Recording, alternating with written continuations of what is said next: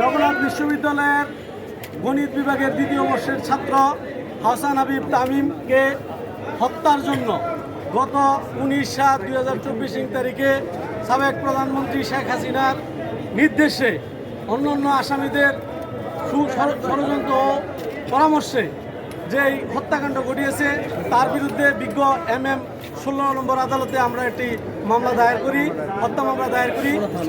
মামলাটি মিরপুর থানার অধিক্ষেত্রে মামলাটি বিজ্ঞ আদালত FIR এর নির্দেশ দিচ্ছেন। আমাদের বক্তব্য শুনে আমাদের বাদী এবং আমাদের আইনজীবীদের বক্তব্য শুনে FIR এর নির্দেশ দেন।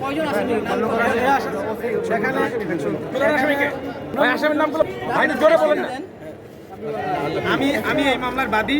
আমি ঢাকা বিশ্ববিদ্যালয়ের সাবেক ছাত্রনেতা মোহাম্মদ আব্বাস আলী, ঢাকা বিশ্ববিদ্যালয়ের সাবেক ছাত্রনেতা।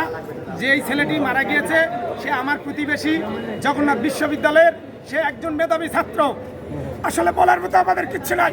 আমি তাদের পরিবারে গিয়েছি, পরিবারে যাওয়ার পরে এমন অবস্থা, তারা যে মামলা দিবে সেই পরিবেশ তাদের এখন নেই। সে কারণে আমি বলেছি আমি আপনাদের পক্ষ হয়ে এই মামলা রুজু করব, যেহেতু এই হত্যা মামলার সম্পূর্ণ নির্দেশদাতা হুকুমদাতা শেখ হাসিনা। তাই এই শেখ হাসিনা ওয়াজেদ সহ যারা এই হত্যাকাণ্ড 10 নম্বরে গুণহত্যা চালিয়েছে, সেই গুণহত্যার এই বিচার সুষ্ঠু দাবি বিচার চাচ্ছি।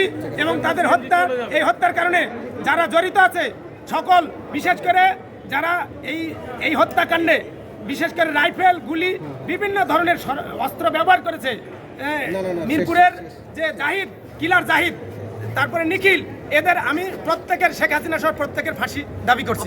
মোহাম্মদ আব্বাস।